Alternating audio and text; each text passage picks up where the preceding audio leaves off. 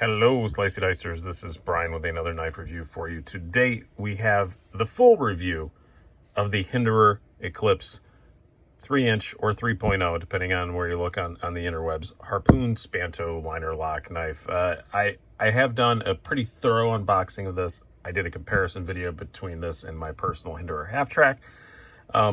But I had not done a full review, and I want to thank Woody from USA Made Blade, not only for loaning me this knife for far too long, sorry about that, Woody, but also for reminding me I had not done the full review. I just did the little unboxing, and I did the comparison review, and I kind of just never got around to the full review, but I'm glad that I hadn't, in a way, because I have carried this a fair bit, and I do have some different opinions than from what you saw from that quick little unboxing video. So what do we have here? This is the new 3-inch Eklipse, which is a completely new design, pretty much from the previous Eklipse. They look visually similar from a distance, or if you squint, or if you've had a couple pops. But other than that, pretty different design. They call this the Liner Lock Plus, I believe. It's pretty darn thick for a liner lock. I don't think I would call this a liner lock. This is just kind of a thinnish frame lock with some scales over top of it. Pretty robust. There is no liner lock insert. S35VN steel, G10 scales. Comes in a bunch of different colors, configurations. As with most Hinderers, you can get stuff customized, and especially if you buy from USA Made Blade, which I will link to down below, you can get everything anodized, whatever color you want, for free, and that's pretty darn cool. They do a black with a bronze that just looks amazing. And if I were to purchase one, that is probably the way that I would go. But I will say, get out of the way. This is $375. Some of you guys like to turn off when it's a high price knife. This is not a cheap knife. I do have a playlist called Slicey Dicey Pricey Knifey that I always forget to add stuff to. But yeah, this is going to go into that. Anything over $300, I put on that. But not inexpensive, but that's not uncommon for a Hinderer, and not really unsurprising when you look at this. There are a lot of things that Hinderer has done on this knife that I think we're going to see a lot going forward. I think this is kind of their design language going forward. You know, they always say that about cars, you know, and like, oh, for example, like Audi went to those giant grills, and they said that's their design language going forward. And then over the next couple of years, all the Audis had those big giant grills. I think this is kind of one of those knives. You have these nice domed screws. Everything is domed. Everything is nicely rounded off.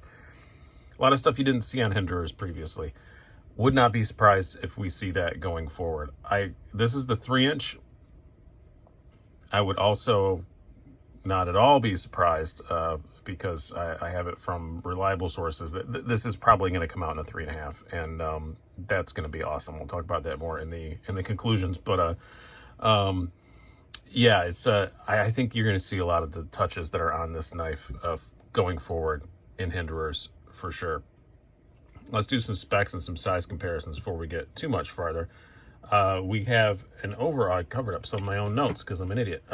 We have an overall length of 7¼ inches. Blade length, as I said, 3 inches. You have handle thickness of just exactly 1/2 inch. Blade thickness of 0.14 and a weight of 4.2 ounces. So for a 3-inch knife, not a lightweight, but it's not insanely heavy either. Some size comparisons. We're going to do a lot of these. We're going to bring out our usual Spyderco sandwich. You have your Spyderco Paramilitary 2 and your Spyderco Para 3. You can see it's pretty close in overall length to a Para 3. I think you're getting quite a bit more cutting edge on the Hinderer than you are on the Para 3. We're going to do,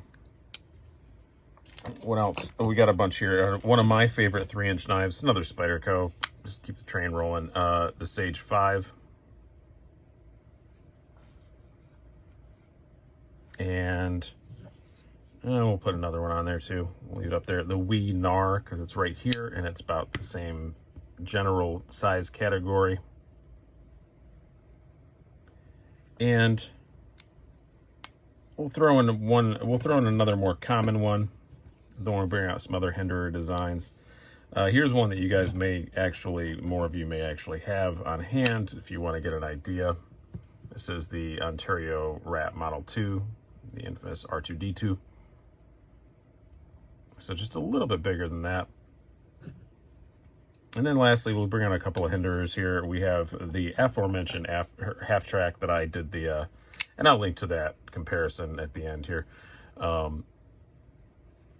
And also, this is a ZT, but it's a Hinderer ZT design. This is the 0562 tie, which is basically pretty much an analog to the XM18 3.5 inch. You can see it kind of sits nicely between those, and I like that a lot. I like that it sits kind of between them a little bit. I think size-wise, that's a good place to be, because the XM18 3.5 is a bit big for some people. I found the XM18 3-inch to be a little bit small for me. I like the half track a little bit better, but I think this is a good place to sit between those. As far as this the blade goes, I've had no issues. S35VN. Yeah, at this price, some people are going to freak out that it's not 20 CV or M390 or whatever. And Hinderer does use that sometimes, but S35 is a good working steel. I don't really see it as a downgrade that much, because it is easier to sharpen. It is easier to take care of. I have no problems with it. About 25 thousandths behind the edge. It's not crazy thin behind the edge, but it's a Hinderer. I didn't really expect it to be.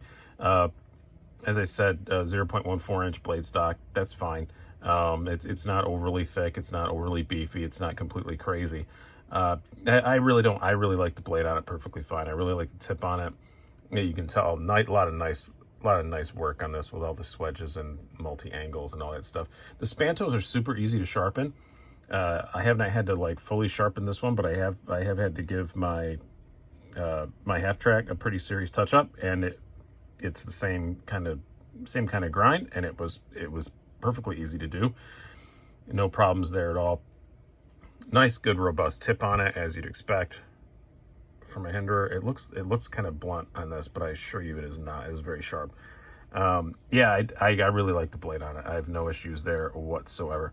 Ergonomically, also, well, I'm not gonna say no issues. I have one tiny little thing, but yeah, I said in the unboxing I could feel that a little bit of that clip, and I think I probably said it in the comparison too. I still can.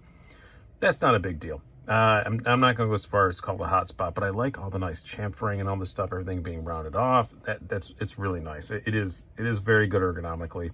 No problems with it. The only problem I have with it is just lately I have been wishing it had a proper finger choil. And I know it would take away some cutting edge, but just me personally, the way I use knives a lot, I would like it if they'd have just taken another 1/4 inch out there and it had a proper finger choil. That would be really, really nice. But alas, it does not have it. Hopefully, if there is a 3.5 inch version coming, hopefully they make one that has a proper finger choil. I would be happy as a little girl if they did that, absolutely for sure. As far as the carry goes, it's a Hinderer. I mean, doesn't have a deep carry clip, not his thing, completely fine. Slides in the pocket, okay. Yeah, there is definitely a bit of grippiness from the G10, but nothing that's gonna tear your pants up or anything. But you do feel it. It makes a little zip, when you pull it out of your pants. But yeah, that's what she said. But it's pretty. It's fine. I don't mind it. The flipper tab is not at all horribly obtrusive in your pocket, as you can see. There's almost kind of a little cutout for it, so there's not a big deal there. It's not completely gyptastic on the back like an XM18 is, so it's pretty easy to get your hand past. Carry on it, totally fine. Deployment, this is not mine, so I've not taken it apart, so I'm only going to talk about how it deploys with the bearings, because this is the tri-way pivot, which is a very cool little innovation from Hinderer, which you can find information about all over the place, that you can put either bearings, phosphor bronze washers, or Teflon washers in it. You can do whatever. This is on the bearings. That's the way they come. And it's broken in extremely well. I did mention, I think in both of my previous videos on this, that it was a bit stiff. It's not anymore. It's just damn perfect now. it's the action on this thing is just silly.